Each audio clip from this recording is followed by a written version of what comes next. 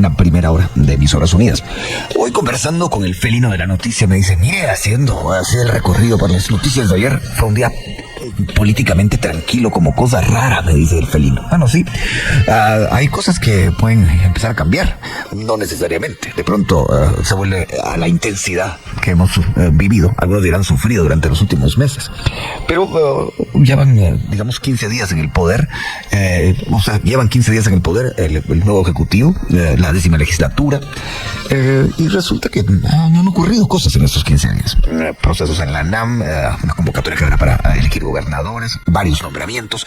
Y en el Congreso de la República se han asignado algunas, la mayoría de comisiones de trabajo, y sigue habiendo ahí noticia en relación con los temas relacionados con procesos que se siguen contra el movimiento Semilla. Por ejemplo, se recordará que el juez Freddy Orellana pues no le ha dado todavía opción de conocer el expediente a quienes están, digamos, del otro lado. Bueno, muchas cosas. De esto y más vamos a platicar con nuestros invitados a esta hora. Entiendo que tenemos solo uno de los dos. Tenemos a los dos, Willy. Solamente a uno. Con nosotros el licenciado Luis Miguel Reyes, director del área social de la Fundación Libertad y Desarrollo. Licenciado Reyes, gracias por estar con nosotros. Buenos días. Hola Luis Felipe, buenos días y un saludo a la audiencia. Un saludo para usted también, licenciado. Empecemos por esto. 15 días desde que se dio la transmisión de mando. ¿Usted ha sentido algún cambio? ¿Usted cree que hay algo que destacar, digamos, que se esté respirando un aire diferente en el país? Adelante. Bueno, yo creo que definitivamente sí estamos respirando un aire de mayor tranquilidad, me parece, porque ya no tenemos esa incertidumbre que tuvimos los últimos 6 meses del año pasado sobre si íbamos a tener una transición de mando, sobre si Semilla Bernardo Arévalo, digamos, y Karen Herrera iban a tomar posesión, y digamos, yo creo que también al haber tomado posesión y haber llegado al 14 de enero, pues el Ministerio Público también bajó un poco esa tensión en la que nos había tenido los últimos 6 meses durante ese intento de golpe de Estado que estuvieron fraguando, y ahorita están, digamos, yo creo que en un proceso de reorganización. Y la tensión ya es de otro tipo, pero es una tensión que percibimos más de mediano plazo, ¿verdad? De cosas que van a ir pasando, no tanto de pequeños de explosiones que veíamos durante los últimos meses del último año, ¿verdad? Entiendo entonces en su análisis, licenciado, que la gran duda, lo que creaba realmente la tensión era, ¿habrá o no habrá transmisión de mando? Esa era la gran duda. Yo creo que en parte sí, ¿verdad? Porque, digamos, de por sí el año electoral tiende a ser tenso, ¿verdad? Tiende a ser un año de muchas emociones políticas, y el año pasado fue de los más tensos de todos, pero digamos, sumándole a que teníamos toda la bulla del año electoral, pues ese intento de golpe de Estado que comienza a partir de la primera vuelta y que nos tuvo con noticias de última hora, ¿verdad? Casi todos los días de los últimos 6 meses, creo que le aumentó varios grados de tensión a la situación que vivía el país. Bueno, le cuento, licenciado, que se une a esta charla el politólogo Renzo Rosal, ex integrante del Foro Guatemala y de Convocatoria Ciudadana. Es también catedrático universitario y es consultor en procesos de análisis político, manejo de riesgos, incidencia política, etcétera. Varias cosas. Gracias, licenciado Rosal, por estar con nosotros. Buenos días. Buenos días a ustedes, un placer estar nuevamente en este importante programa. Gracias a usted por contestar.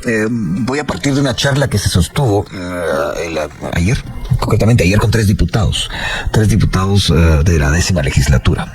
Hablo de Jairo Flores, de Elmer Palencia y también de Nery Rojas. Jairo Flores se refirió al tema de lo que ocurrió el pasado 14 de enero, que para muchos es como que hay que doblar página y olvidarse y ver hacia adelante, pero para otros el caso que voy a plantearle al licenciado Rosal lo mencionó el diputado Flores y a mí me llamó la atención. Habló de posible sedición o intento de sedición en ese controvertido, por decirlo de alguna manera, 14 de enero.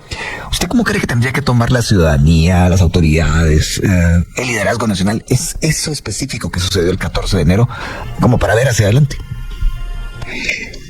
Bueno, yo diría que con mucha seriedad, es decir, me parece que lo que sucedió el 14 de enero, que rompe con lo tradicionalmente organizado en este tipo de transición política, que han sido básicamente más de carácter, si se quiere, más formal, más inclusive hasta de carácter simbólico. En esta ocasión fue totalmente lo contrario, y lo que vivimos, lo que constatamos los guatemaltecos alrededor de esa jornada, que fue absolutamente, digamos, muy dinámica, pero además casi que cruenta, porque yo creería que en algún momento durante esa jornada extensa, enorme, compleja, se vivieron momentos casi que de infortunio en términos de la posibilidad de que no se llevara a cabo el cambio el cambio de mando, y la responsabilidad que tuvo la anterior de dejar minado el terreno. Lo que llevó a cabo esta comisión encargada de la revisión de nada más de algo muy formal, que se convirtió en la gran piedra en el zapato. Entonces me parece que lo que plantea el diputado Jairo Flores, creo que hay que tomarlo con mucha importancia, y no hay que caer con la tentación de doblar la página. Es decir, bueno, ya logramos superarlo de 14 de enero, ya pasó, afortunadamente se logró el propósito clave de que tomara posesión la 10ª legislatura, y particularmente el presidente Arévalo, y borrón y cuenta nueva. Me parece que no, me parece que sí es importante establecer ahí los niveles de responsabilidad personal que tuvieron actores clave durante esa jornada. Bueno, hablemos de eso precisamente. Hay un pulso que está muy claro entre el presidente Arévalo y la fiscal Porras. Licenciado Reyes, si usted, digamos, se pone a analizar lo que ha sucedido con la citación, dice que no va, después llega, pero se retira, y después invita al presidente a llegar. Todo esto, al final de cuentas, ¿cómo cree que tendría que manejarse del lado del presidente, por ejemplo? ¿Cuál cree que usted que debería de ser la estrategia?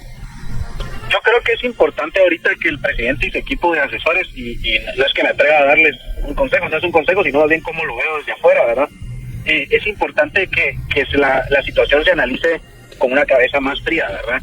Porque este juego de ir y venir, digamos, con cartas, este juego, digamos, en el que la fiscal general y su equipo quieren volver la situación entre ella y el presidente, es un juego de leguleyos, pues, un juego de huizaches, en el que se usan legalismos pues, pero con ese lenguaje que les encanta a ciertos abogados, pues que solo sirve para enredar las cosas. Yo creo que en ese juego el presidente lleva las de perder, el presidente y su equipo llevan las de perder, porque los expertos en ser huizaches son los del Ministerio Público. Entonces yo creo que no le conviene al gobierno entrar en ese juego, en ese estira y encoge con el Ministerio Público. Esto es político, ¿verdad? Y hay que llevarlo a la arena política. O sea, ¿cuál es la estrategia, o la mejor estrategia política para sacar a los golpistas del Ministerio Público? Yo creo que eso es lo que habría que estar pensando, en lugar de estar en que envío de van y vienen de cartas, invitaciones, que no tiene ningún sentido, porque el que la fiscal llegue o no a una reunión realmente no tiene ninguna relevancia, ¿verdad? Ese no es el momento para digamos, una reunión no es el punto para pedirle una renuncia, que ella dijo que no la va a dar y el presidente ya la pidió. Entonces, digamos, tampoco podemos estar en este estira y encoge en el que él le pide la renuncia y ella dice que no, ¿verdad? Aquí hay que, digamos, ver una estrategia política en el que hay que subir a otros actores para ponerlos de acuerdo y decirles, miren, este grupo de golpistas que dirige el Ministerio Público en este momento no puede seguir al frente de esta institución. Hay que limpiar la institución, hay que reformarla de alguna forma, y eso tiene que ser un esfuerzo de país en el que están unidos varios sectores, ¿verdad? Porque no podemos simplemente seguir así. O sea, tener a esa gente ahí es, digamos, tener al enemigo, no del gobierno, al enemigo del país, de los ciudadanos, metido en una institución que es clave, que no están ocupándose de lo que tienen que estarse ocupando, porque vemos que hay muchísimos negocios con problemas de extorsiones, ¿verdad? Extorsiones desde las cárceles, problemas de criminalidad común que no están siendo resueltos, porque lo que tenemos es un grupo de personas que está ahí armando casos falsos con motivaciones políticas y no ocupándose de lo que tienen que estarse ocupando. Entonces, un objetivo del país tiene que ser sacar a esa gente, y para eso el presidente, creo yo, tendría que rodearse del resto de sectores de la sociedad y que sea un esfuerzo conjunto, que no se vea como una pelea personal que él tiene contra la fiscal general, porque no es así. Esta persona, o sea, no la fiscal general y su grupo de asesores, trataron de dar un golpe de estado en el país. Yo creo que eso no puede ser tolerado por quienes nos consideramos demócratas y quienes nos consideramos también liberales en el país. Gracias, licenciado Reyes. Paso con el licenciado Rosal. Licenciado Rosal, siempre en este mismo tema. Usted ha escuchado a nuestro otro invitado decir, bueno, tiene que de alguna manera que hacer cambios en su estrategia. En este específico tema, el presidente Arévalo. ¿Qué de lo que usted escuchó, de lo que acaba de decir el licenciado Reyes, le parece relevante como para poder añadir, analizar, incluso contradecir? ¿Qué dice al respecto? Bueno, en buena medida suscribo lo que plantea Luis Miguel, no contradigo, quizás lo que haría es agregar algunos elementos. Subrayo el tema del cambio de estrategia. Está claro que esto y el riesgo que se tiene en este momento es ver que esto se trata como de un asunto cuasi personal entre el presidente Arévalo y la fiscal. Me parece que evidentemente no es así, pero entonces hay que darle la naturaleza que tiene. Es decir, esta señora y su grupo de trabajo, entre comillas, son una amenaza para la sociedad, son una absoluta amenaza para la viabilidad del gobierno, son una amenaza para la competitividad, para todo un conjunto de elementos importantes de agenda de país. En ese sentido, en esa magnitud hay que verlo. Y por lo tanto, dado que no se trata la salida de ella, no es un ofrecimiento de campaña, digamos, no es parte de la propuesta del Movimiento Semilla, sino se trata de un objetivo de un carácter muchísimo más amplio, más importante. En esa línea creo que hay que plantearlo así. Es decir, si por ejemplo para el eje o la columna vertebral del programa de gobierno del presidente Arévalo, que es la lucha contra la corrupción, indiscutiblemente el Ministerio Público es una absolutamente piedra de tropiezo, y por lo tanto creo que el cambio de estrategia tiene que ver en términos de no verlo como un pulso en el cual en el momento actual, como lo plantea Luis Miguel Reyes, estamos en un punto casi que punto muerto, ¿verdad? Es decir, probablemente vamos a vivir durante más semanas este pulso entre que yo le invito y no llega, o si llega y otra contrainvitación, etcétera, y así esto no nos lleva a ningún. Tanto creo que hay que pensar en acciones también en donde otros actores terceros, digamos, que son los que están asumiendo el carácter de los que están amenazados por la presencia del Ministerio Público. Me refiero, por ejemplo, al sector privado, entre otros, pero subrayo tendría que ser muchísimo más beligerante y muchísimo más contundente en el tema de quitarle, si no el respaldo, esa suerte de neutralidad en el cual se encuentran muchas expresiones del sector privado. Y por lo tanto creo que en ese sentido, a ese tipo de medidas hay que hacerlas. Hay que pensar también en términos que por actores de la comunidad internacional como el gobierno de Estados Unidos también, dado que el tema de que sea incluida ella y estos otros personajes nocivos enlistados en la ley Magnitsky o en el listado Engel, quitarle visa necesariamente para ellos, habría que pensar en acciones de otra naturaleza para poder contribuir realmente a la estabilización política que también a ellos amenaza. Es decir, todo lo que estamos viviendo en este momento y lo que hemos vivido en los últimos meses está clarísimo para efectos de no solo de política interior, sino de política exterior. La actual conducción del sistema de justicia y particularmente del Ministerio Público es una enorme anomalía, digamos. Entonces, si ya no vemos solo al presidente Arévalo como el único que está en el pulso, digamos, si no lo vemos realmente como un esfuerzo de sociedad, creo que esto podría tener otro tipo de resultados, ojalá en el corto plazo. Antes de ir a la pausa, voy con el licenciado Luis Miguel Reyes, que entre sus especialidades se incluye entre sus especialidades la comunicación. Quisiera preguntarle al licenciado Reyes, ¿cómo ha visto la comunicación del gobierno en estos 15 días? ¿Qué análisis hace de cómo han comunicado, lo que han hecho, cómo se comunica el presidente Arévalo con la prensa y qué dinámicas ve usted que ahí podrían mejorar? Sí, yo creo que es positivo tener un gobierno con mayor apertura a la prensa, un gobierno que da la cara a la prensa, que se para y responde preguntas de los periodistas. O sea, esto es un cambio radical de lo que veíamos con los últimos dos gobiernos en cuanto a la comunicación, y me parece muy positivo. Yo creo que sí tienen que tener cuidado porque ya el otro día, por ejemplo, vimos al presidente Arévalo respondiendo a una pregunta de una forma un poco cansada, ¿verdad? Con una actitud, digamos, no muy buena. Y eso creo que también es el resultado de estar digamos, todos los días o casi todos los días respondiendo preguntas de la prensa en donde el tema se puede ver un poco repetitivo y todo. Entonces yo creo que también tienen que tener cuidado, ¿verdad? Que hay que aplicar aquella de ni tanto que quema tanto ni tampoco que no la alumbre, ¿verdad? Entonces hay que, digamos, creo yo, guardar cierto orden para las conferencias de prensa. No cada actividad es una conferencia de prensa, ¿verdad? Con mucho tiempo, pues sí se pueden dar declaraciones, obviamente eso es bueno, pero a lo mejor si se hace de una forma ordenada, ¿verdad? O sea, tener un momento en la semana en el que se responden preguntas sobre diferentes temas y demás, creo que eso ayudaría, ¿verdad?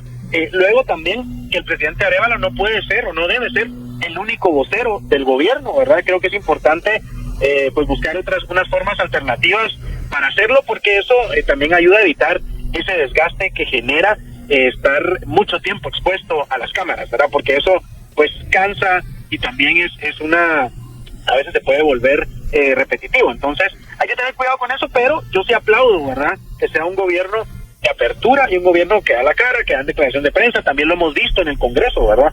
Un cambio bastante importante. Vemos al presidente del Congreso dando declaraciones, conferencias de prensa.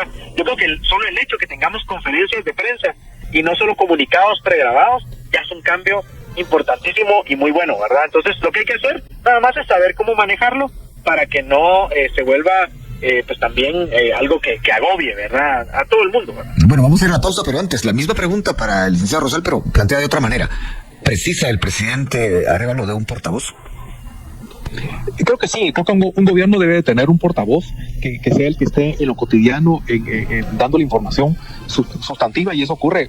Tenemos cualquier cantidad de ejemplos al respecto. El presidente de la República y la vicepresidenta creo que es importante lo que ha mencionado Luis Miguel, pero también tomando en cuenta que son momentos claves. No pueden estar ellos dando declaraciones de cualquier cosa, porque digamos, crea una saturación de información y una saturación también que termina siendo innecesaria.